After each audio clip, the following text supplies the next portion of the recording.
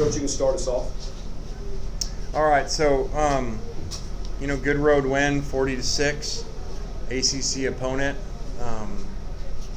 That's a really good outcome. Now, there's some stuff in there. We were a little bit sloppy. I thought that Jackson had 2 critical mistakes in the game. Got a little bit lax there and kind of playing down to the situation, which is something obviously we emphasize all the time, that just because the score is going one way, you still got to take care of the ball.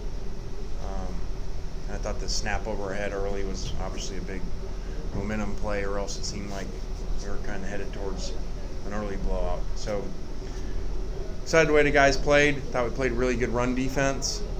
I think it's a good offense. That team's got good players and a good back, good quarterback and receivers. So too many penalties, too many holdings on defense, critical ones. I mean, that 4th down stop, I think 2 turnovers called back, I think, with penalties. So got a lot. It's good. This would have been another 60-point win or something. Probably wouldn't have their attention. So it's good for us to have stuff to clean up. And again, they've done a great job here, winning a lot of games at home against a lot of ranked teams. So this was a big challenge for us. I thought our guys came motivated, good energy early on. We talked to them during the week about this.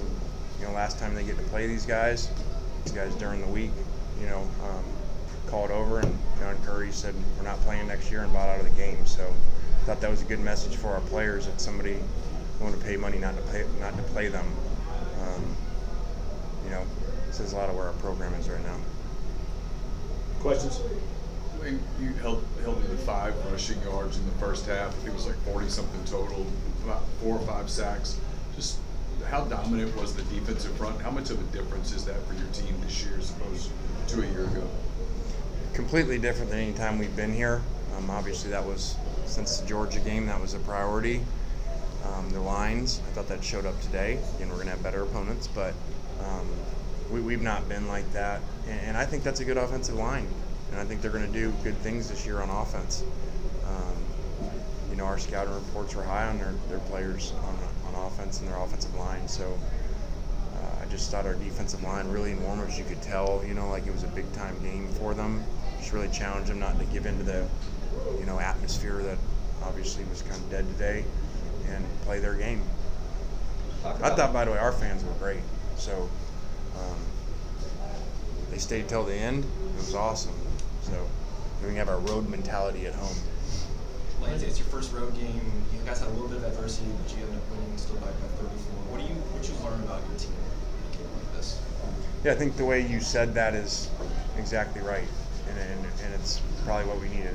Go on the road, have some adversity, and still, like you said, win by 34 points.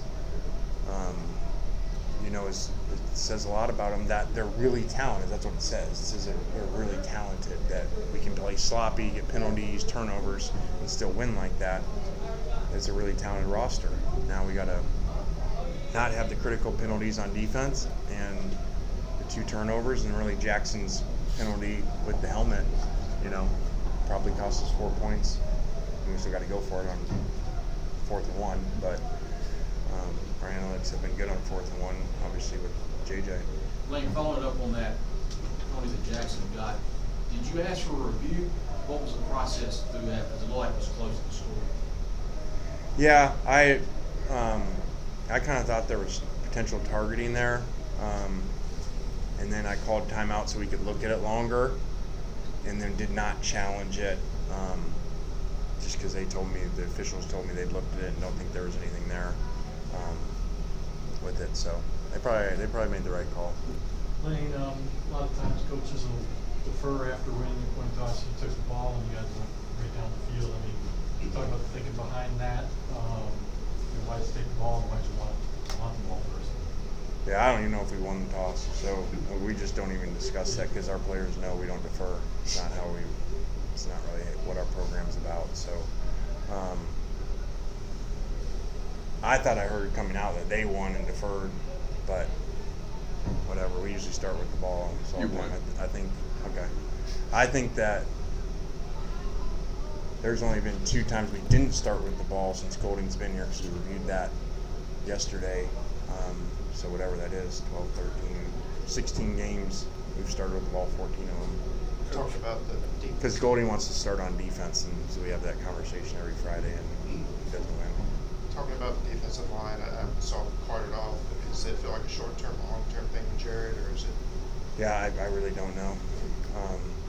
His body language seems short-term, but I don't know. Coach, talk about your quarterback tonight. What do you like about him, and what does he need to do to get ready for next week?